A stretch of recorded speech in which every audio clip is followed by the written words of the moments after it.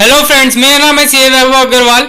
इस वीडियो में मैं बताऊंगा कि आप स्टॉक्स में एसआईपी कैसे कर सकते हैं, क्योंकि बहुत सारे लोगों का क्वेश्चन ये है कि यार जब से फ्रैंकलिन का हुआ है उनका म्यूचुअल फंड से ट्रस्ट खत्म हो गया और एसआईपी से इतने रिटर्न नहीं मिल रहे। पीछे जब आप म्यूचुअल फंड में इन्वेस्टमेंट करते हो तो लोग खुद इन्वेस्टमेंट करना चाहते हैं स्टॉक्स में, तो वो अपना पोर्टफोलियो कैसे डिजाइन करे, क्योंकि म्यूचुअल फंड में इनडायरेक्टली स्टॉक्स में ही पैसा लगा रहा है आपका पैसा लेके। तो आप खुद इन्वेस्टमेंट करना चाहते हो तो उसमें आप इन्वेस्टमेंट कैसे करो, हर महीने आपको कितनी इन्वेस्टमेंट करनी चाहिए, किन किन स्टॉक्स में कितनी इन्वेस्टमेंट करनी चाहिए और कौन कौन से स्टॉक चुनने चाहिए, या क्या सारा पैसा एक ही स्टॉक में लगा देना चाहिए, इन सारे सवालों का जवाब मिलेगा आपको इस वीडियो में। देखते रहिए इसको एंड तक। तो सबसे पहले बात ये आती है कि आपको अपना सारा पैसा एक लार्ज कैप कंपनीज में लगाने चाहिए, ना कि स्मॉल कैप कंपनीज और मीडियम कैप कंपनीज में। बिकॉज अगर आप स्मॉल और मीडियम कंपनीज में लगाओगे तो उसमें लिक्विडिटी की प्रॉब्लम रहती है और आप रेगुलर उसको ट्रैक भी नहीं कर पाओगे, जिसकी वजह से आपको पता भी नहीं चलेगा कि आप बता स्टॉक का प्राइस एकदम से फॉल कर जाए। लेकिन जो लार्ज कैप कंपनीज रहती है उसमें इतनी लिक्विडिटी की प्रॉब्लम नहीं रहती और वो मार्केट की न्यूज़ में बनी रहती है, जिससे आप इजीली उसको ट्रैक कर सकते हो। सबसे पहले हमें लार्ज कैप कंपनीज पकड़नी है, उसके बाद हमें उन कंपनीज को पकड़ना है जिस पे हमें 100% ट्रस्ट हो और जिसकी जो कंजम्पशन है वो रेगुलर हो, जो आपकी नज़र में हो कि ये जो प्रोडक्ट बेची है इसकी कंजम्पशन रेगुलर हो रही है और इसकी मार्केट में रेगुलर डिमांड है। कोई ऐसा स्टॉक आप चूज मत कर लेना लार्ज कैप कंपनीज में भी जिसकी कंजम्पशन आपके मॉनिटर में है ही नहीं, लेकिन आपको जस्ट आपने न्यूज़ पढ़ के कहीं उस पर परचेज कर लिया। इसलिए सबसे पहले आपको उस कंपनी में खुद ट्रस्ट बिल्ड करना है, उसके प्रोडक्ट को पूरा आइडेंटिफाई करना, स्टडी करना कि हाँ इसकी मार्केट में कंजम्पशन है और फ्यूचर में भी इसकी कंजम्पशन बनी रहेगी, तो आप उस स्टॉक को अपने पोर्टफोलियो में शामिल कर सकते हो। ये तो रहा फर्स्ट पॉइंट।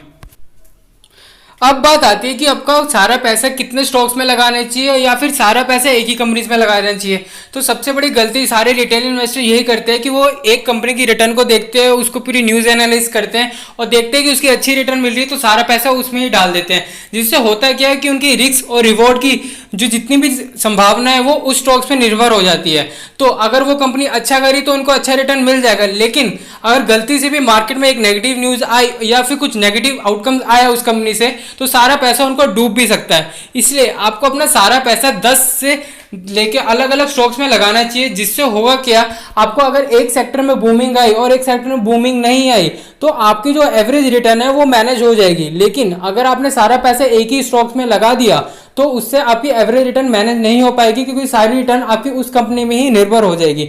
इसलिए आपको 10 स्टॉक्स में अलग अलग अपना पैसा डाइवर्सिफाई करना चाहिए। हाँ, ये मैं उन लोगों के लिए कह रहा हूँ जो अभी तक रिटेल इन्वेस्टर है, जो 10 से लेकर 15,000 रुपये हर महीने निकाल सकते हैं। लेकिन अगर कोई रिटेल इन्वेस्टर है उससे ज़्यादा भी निकाल सकते हैं, 30-40 हज़ार, तो उसके लिए सिनेरियो अलग हो सकता है। वो 15 से लेकर 20 स्टॉक भी अपने पोर्टफोलियो में शामिल कर सकता है। लेकिन मैं एक लेमैन लैंग्वेज में बोल रहा हूँ कि एक रिटेल इन्वेस्टर को मिनिमम 10 स्टॉक्स में तो अलग अलग अपनी इन्वेस्टमेंट करनी ही चाहिए, एक ही स्टॉक में नहीं निर्भर होना चाहिए।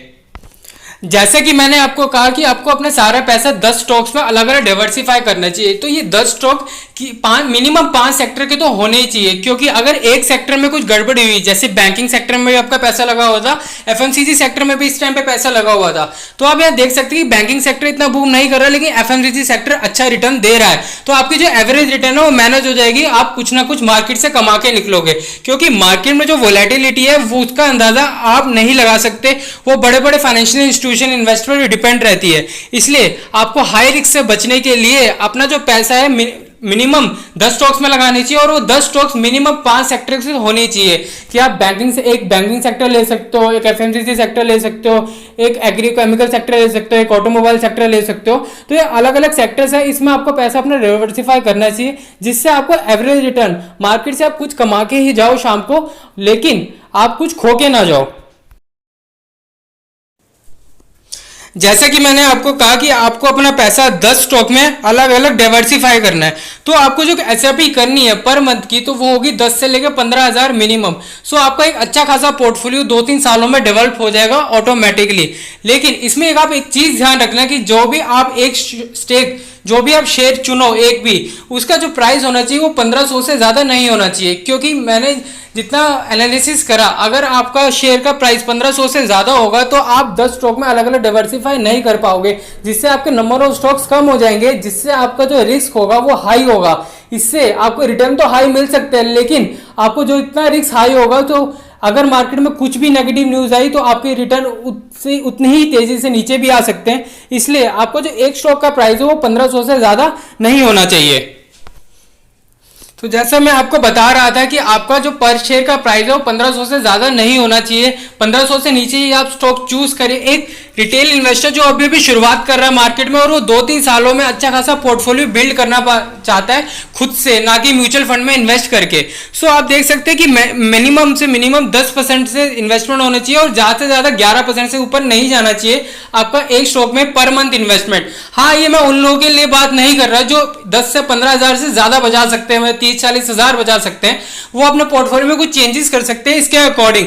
लेकिन जो एक रिटेल इन्वेस्टर है, जो एक एवरेज सैलरी मैन है, वो 10 से 15 हज़ार ही हर महीने बचा पाता है। इसलिए उसको अपना जो पोर्टफोलियो बिल्ड करना है वो ऐसे ही बिल्ड करना है कि एक शेयर का प्राइस 1500 से ज्यादा नहीं हो और एक स्टॉक में इन्वेस्टमेंट पर मंथ 10 से लेकर 11% ही होनी चाहिए, उससे ज्यादा नहीं होनी चाहिए। लेकिन मैं इससे एक चीज साफ करना चाहता हूं, हाँ इससे शायद आपको शॉर्ट टर्म में रिटर्न अच्छे ना मिले, लेकिन लॉन्ग टर्म में आपको इसमें नुकसान नहीं होगा। आपका पैसा डूबने के चांसेस बहुत हद तक कम हो जाएंगे, क्योंकि मैंने कहा है कि आपको 5 सेक्टर्स में अलग अलग इन्वेस्ट करना है। एकदम से 5 सेक्टर एक इकोनॉमी में डूबने के चांसेस बिल्कुल 0.1% रहते हैं।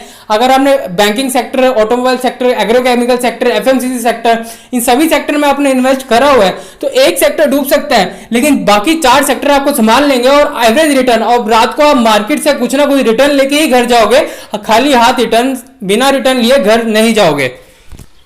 जैसे कि एक सिक्के के 2 पहलू होते हैं, वैसे ही जब आप खुद पोर्टफोलियो बिल्ड करने जाओगे तो उसके कुछ प्रोज और कुछ के कॉन्स होंगे। प्रोज तो यही है कि आप खुद मॉनिटर कर सकते हो मार्केट को, अपने पोर्टफोलियो को देख सकते हो कि कौन से स्टॉक कौन से अच्छी रिटर्न दे रहे हैं। लेकिन सबसे बड़ा कॉन्स ये है कि आपको जो पेशेंस लेवल है उसमें कमी आने लग जाएगी, क्योंकि मार्केट में वॉलेटिलिटी बनी रहती है। जब भी आप मॉनिटर करोगे कुछ ना कुछ शेयर में फ्लक्चुएशन देखने को मिलेगी, तो आपको उसमें कुछ चेंज करने का मन करेगा, आपके पेशेंस लेवल लूज करेंगे, निकलने का मन करेगा। लेकिन जब आप म्यूचुअल फंड में इन्वेस्टमेंट करते हो तो म्यूचुअल फंड में आपने एक बार पैसा दे दिया तो रात को आपको 9 बजे ही जब एंड एनएवी डिक्लेयर होती है तभी आपको पता चलता है कि आपकी लास्ट एनएवी से आपकी एनएवी क्या है, तो आप गेन कर रहे हो कि लूज कर रहे हो। लेकिन जब आप शेयर्स में इन्वेस्टमेंट करोगे, खुद शेयर्स में इन्वेस्टमेंट करोगे, तो हर घंटे कुछ ना कुछ फ्लक्चुएशन होती रहेगी, जिससे आपका पेशेंस लेवल टेस्ट होगा। तो that's it for this video guys. मिलूंगा आपको नेक्स्ट वीडियो में, तब तक के लिए अपना ध्यान रखिए, घर में रहिए। अगर आपने चैनल सब्सक्राइब नहीं करा, please subscribe my channel, share this video and like this video. नमस्ते।